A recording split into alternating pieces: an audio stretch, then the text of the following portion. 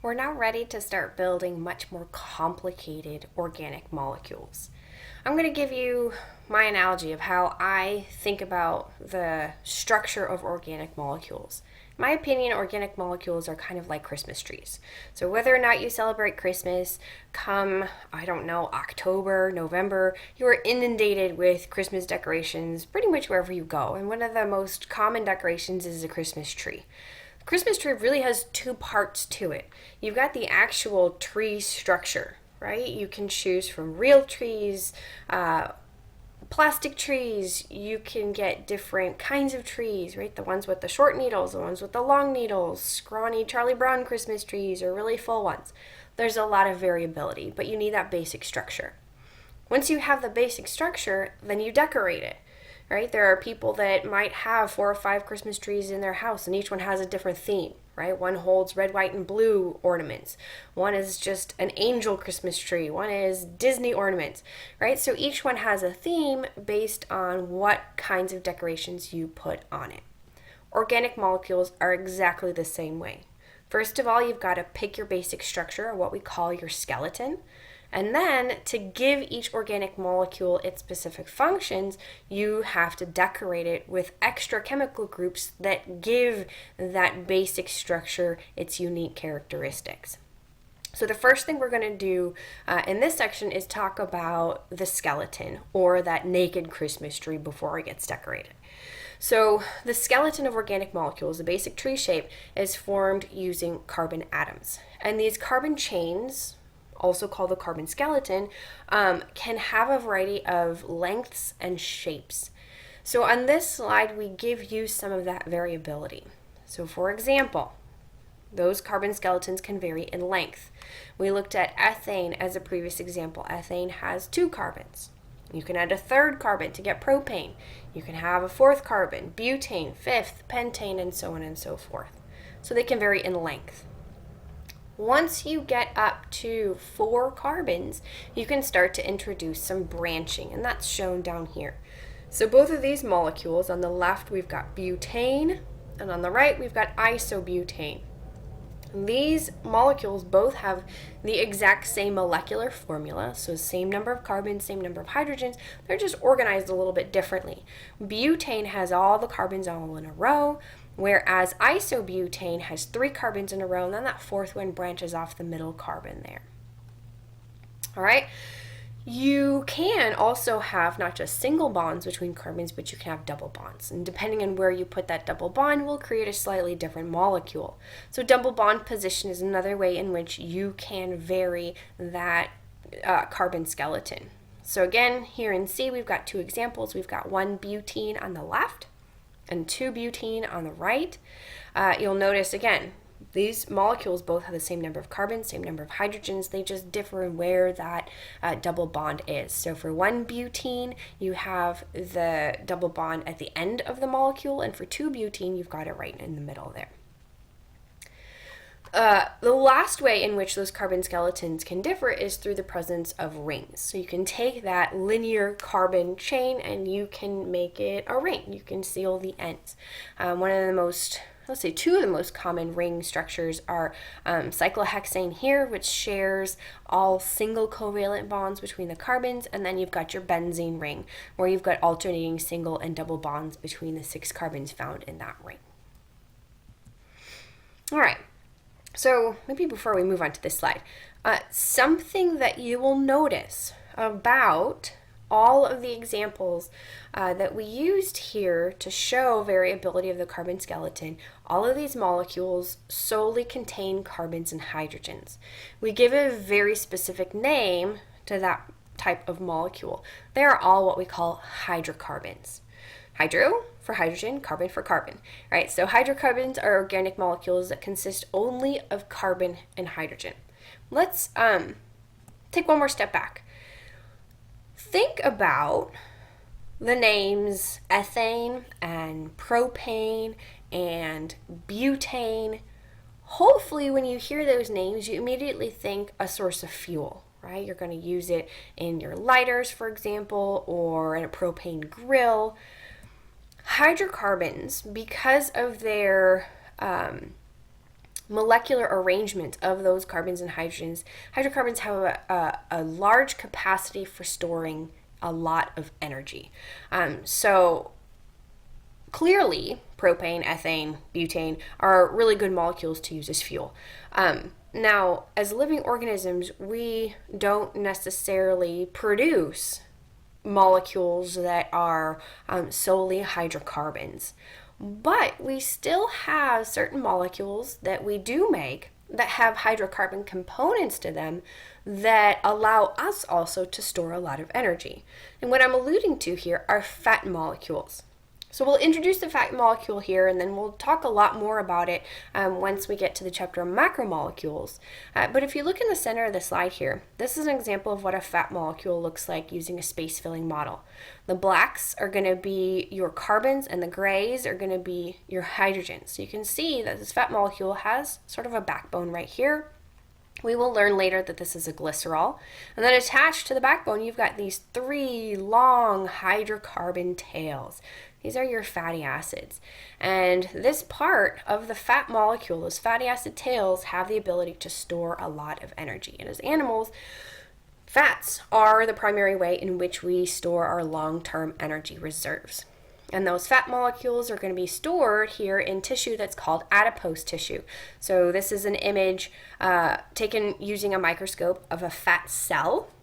You can see the nucleus right here, and then all of these yellow droplets are all fat droplets. So they are made out of many, many, many fat molecules, and the main responsibility of adipose tissue or adipose cells is simply just to store those fat molecules so we have that energy reserve waiting in case we need to use it.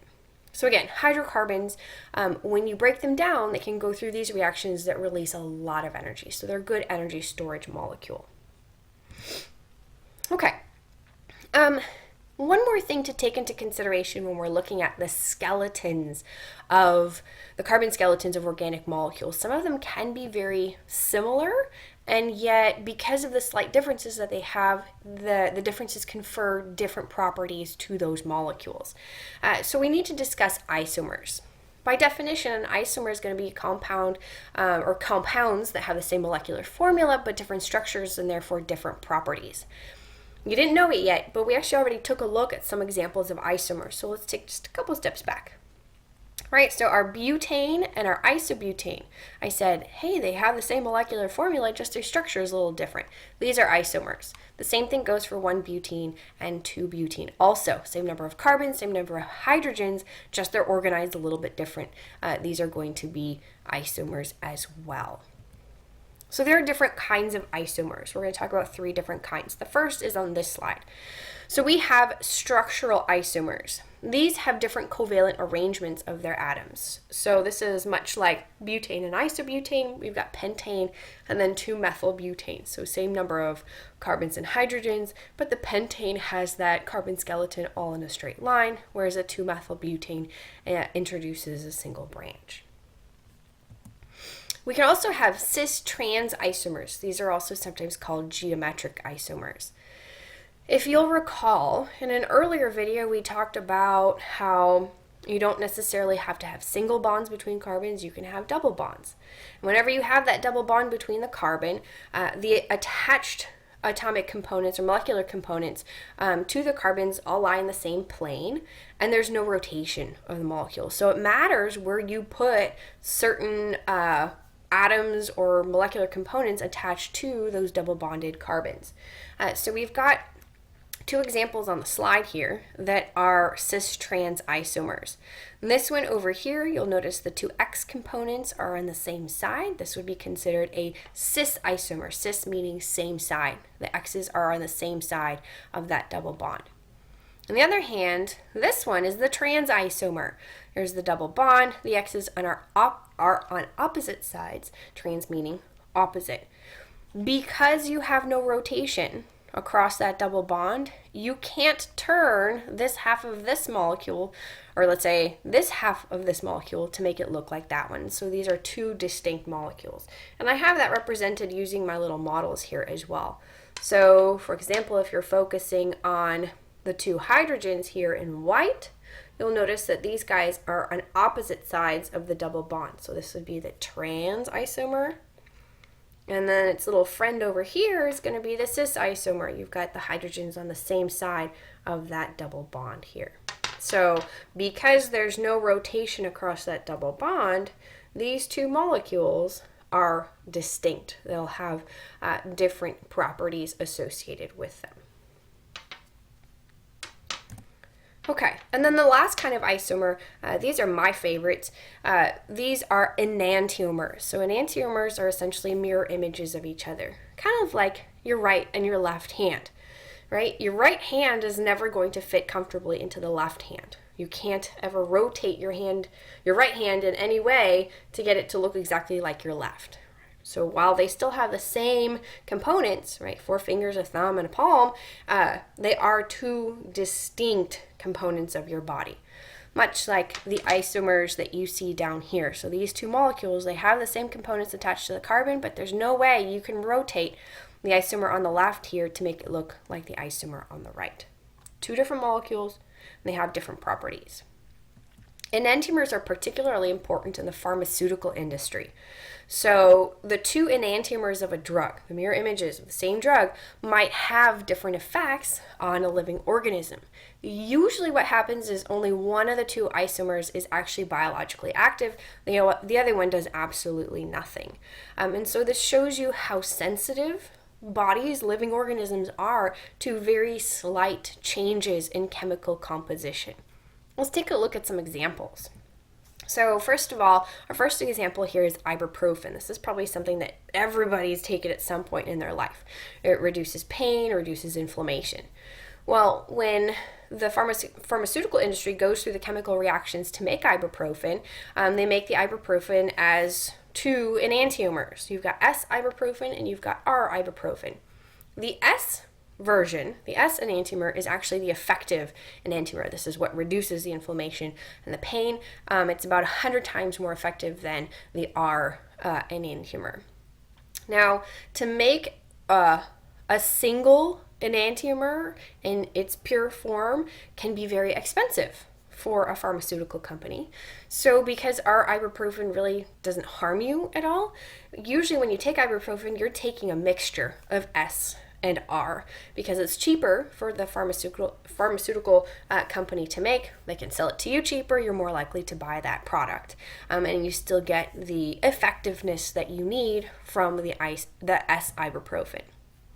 The other example here is albuterol. Albuterol is a drug that's sometimes prescribed to asthma patients, and it's supposed to increase or open the air passages during an asthma attack. Again, the drug comes in two enantiomeric forms. R-albuterol in this case is the effective enantiomer, and S-albuterol is the ineffective enantiomer. The difference here between ibuprofen and albuterol is that while R-albuterol opens the air passages, S-albuterol is not necessarily ineffective. It actually does the opposite of R-albuterol. It actually constricts the air passages. So this is where pharmaceutical companies have to be very careful, right? In this case, they have to make that single R enantiomer to make sure that they're only opening the air passages for the asthma patients. If they sold a mixture, it would likely be ineffective, or if by chance maybe there was more S than R, you can actually kill an asthma patient because that S-albuterol would be contributing to the constriction of their air passages when the patient already can't breathe.